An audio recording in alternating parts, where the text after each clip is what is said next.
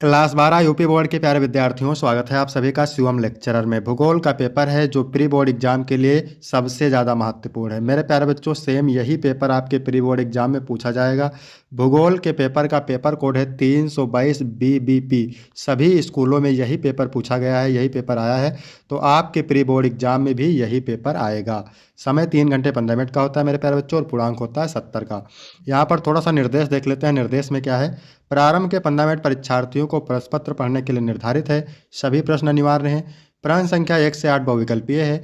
प्रश्न संख्या 9 से 16 अति लघु उत्तरीय प्रश्न है, जिनका उत्तर आपको 20 शब्दों में देना है।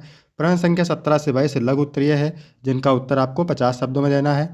और प्रश्न संख्या 23 से 24 विस्तृत उत्तरीय प्रश्न है, जिनका उत्तर आपको 150 शब्दों में देना है। प्रश्न संख्या 25 से 26 मानचित्र कार्य हैं। सभी प्रश्नों के निर्धारित अंक उसके सामने अंकित हैं कि कौन सा प्रश्न कितने अंक का है। तो सभी लोग वीडियो को लाइक करेंगे, चैनल पर नए होंगे चैनल को सब्सक्राइब करेंगे, शेयर करेंगे।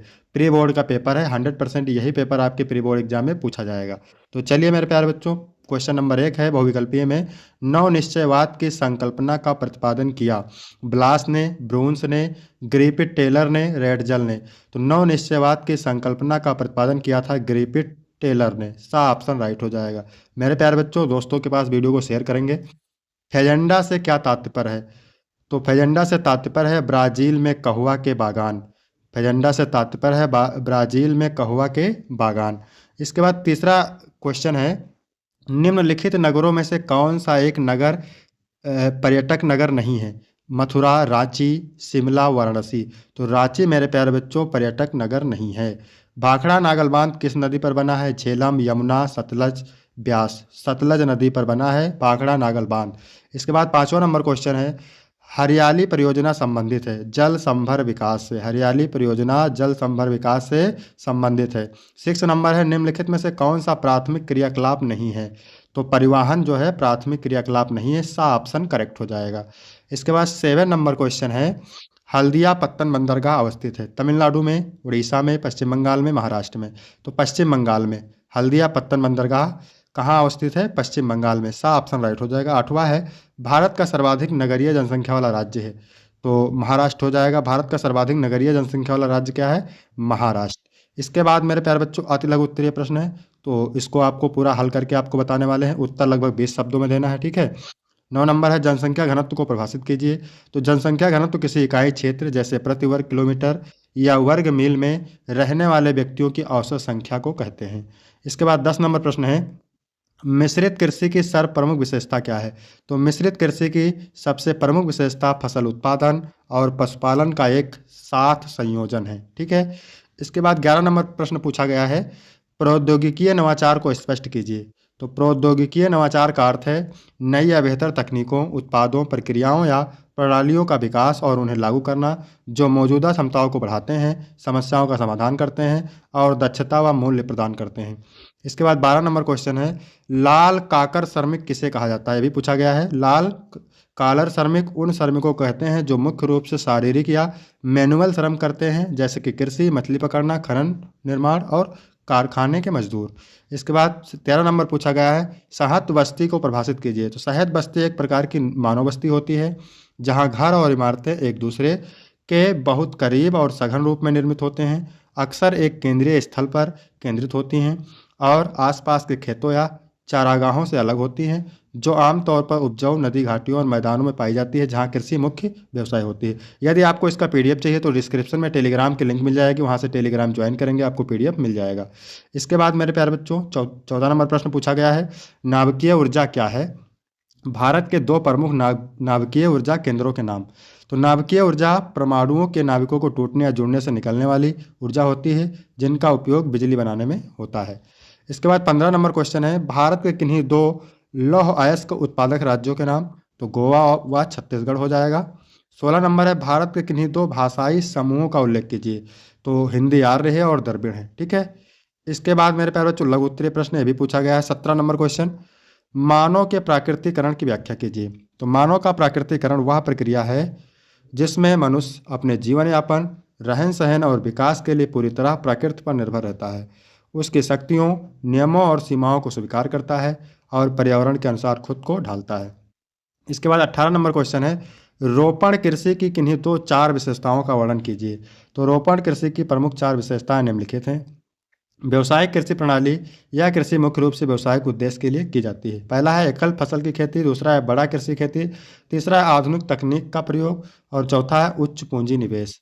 इसके बाद 19 नंबर प्रश्न पूछा गया है, जनसंख्या प्रवास के प्रतिकर्ष एवं अपकर्ष कारकों में अंतर स्पष्ट कीजिए। तो जनसंख्या प्रवास के प्रतिकर्ष कारक वह नकारात्मक परिस्थितियां हैं जो लोगों को अपने मूल स्थान से दूर ढकेलती हैं, जैसे गरीबी, बेरोजगारी, युद्ध, प्राकृतिक आपदाएं। जबकि अपकर्ष कारक वह सकारात्मक विशेषताएं हैं जो लोगों को किसी नए स्थान की ओर आकर्षित करती हैं, जैसे बेहतर रोजगार, शिक्षा, स्वास्थ्य सुविधाएं, बेहतर जीवन स्तर। इसके बाद 20 नंबर प्रश्न पूछा गया है, मानव विकास के चार उपागमों को वर्णन कीजिए। तो मानव विकास के चार उपागम निम्नलिखित हैं। ठीक है, पहला है समता, सभी व्यक्तियों के लिए समान अवसर और संसाधनों की उपलब्धता। दूसरा है सतत पोषणीयता, विकास की प्रक्रिया को इस तरह से संचालित करना कि भविष्य की पीढ़ियों के लिए संसाधन सुरक्षित रहें।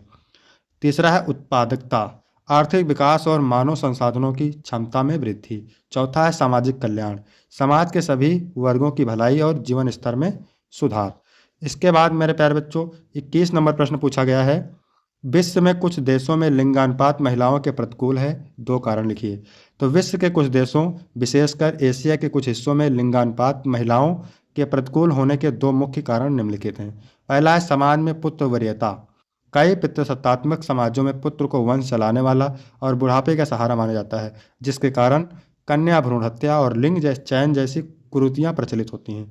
दूसरा है बालिकाओं की उपेक्षा, स्वास्थ्य, पोषण और शिक्षा के मामले में लड़कों को प्राथमिकता दी जाती है। उचित देखभाल के अभाव में बालिकाओं की मृत्यु दर अधिक हो जाती है, जो लिंगानुपात को बिगाड़ता है। इसके बाद 22 नंबर पूछा गया है मेरे प्यारे बच्चों, चतुर्थ सेवाओं को संक्षेप में उल्लेख कीजिए। तो चतुर्थ सेवाएं ज्ञान पर आधारित अर्थव्यवस्था का एक हिस्सा है। इनका संक्षिप्त परिचय निम्नलिखित है। चतुर्थ सेवा में मुख्य रूप से सूचना का संग्रहण, उत्पादन और प्रसार शामिल है। इसमें अनुसंधान और विकास, सूचना प्रौद्योगिकी, वित्तीय नियोजन, शिक्षा, स्वास्थ्य और कर संबंधी विशेषज्ञ सेवाएं आती हैं। ये सेवाएं उच्च स्तर के कौशल और विशिष्ट ज्ञान पर केंद्रित होती हैं, जो आधुनिक आर्थिक विकास का आधार है।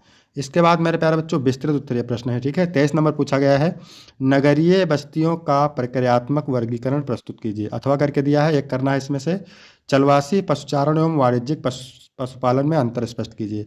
24 नंबर पूछा गया है, भारत में खनिज तेल संसाधनों यानी पेट्रोलियम पर टिप्पणी लिखिए। फिर अथवा करके पूछा गया है, मुंबई पुणे औद्योगिक प्रदेश के प्रमुख लक्षणों का वर्णन कीजिए। इसके बाद है मेरे प्यारे बच्चों मानचित्रकार, 25 नंबर। तो आपको एक मानचित्र दिया जाएगा। भारत के दिए गए रेखा मानचित्र पर निम्नलिखित को उपयुक्त चिन्हों द्वारा दर्शाइए और उनके नाम लिखिए। 5 अंक का रहेगा। बिहार की राजधानी शहर पटना है। मध्य प्रदेश की एक प्रमुख नदी क्या है? नर्मदा या ताप्ती। ठीक है। भारत का सर्वाधिक जनसंख्या वाला राज्य उत्तर प्रदेश। भारत में जूट उत्पादक एक प्रमुख क्षेत्र पश्चिम बंगाल। ठीक है, हुगली नदी क्षेत्र। गुजरात का एक प्रमुख सूती वस्त्र उद्योग अहमदाबाद या सूरत। इसके बाद है मानचित्र कार्य, 26 नंबर प्रश्न। ठीक है, तो विश्व के दिए गए रेखा मानचित्र पर उपयुक्त चिन्हों द्वारा निम्नलिखित को दर्शाइए और उनके नाम लिखिए। विश्व में सबसे अधिक कहवा काफी उत्पादक क्षेत्र क्या है? ब्राजील। यूरोप का सबसे अधिक जनसंख्या वाला देश रूस। मिस्र की एक प्रमुख नदी नील नदी। चीन की राजधानी शहर बीजिंग। विश्व का एक उष्णकटिबंधीय मरुस्थल सहारा मरुस्थल। तो मेरे प्यारे बच्चों, वीडियो को लाइक करेंगे, शेयर करेंगे दोस्तों के पास, और वीडियो कैसा लगा कमेंट करके बताएंगे। वीडियो अच्छा लगा तो वीडियो को लाइक करेंगे, चैनल को सब्सक्राइब करेंगे, शेयर करेंगे। धन्यवाद।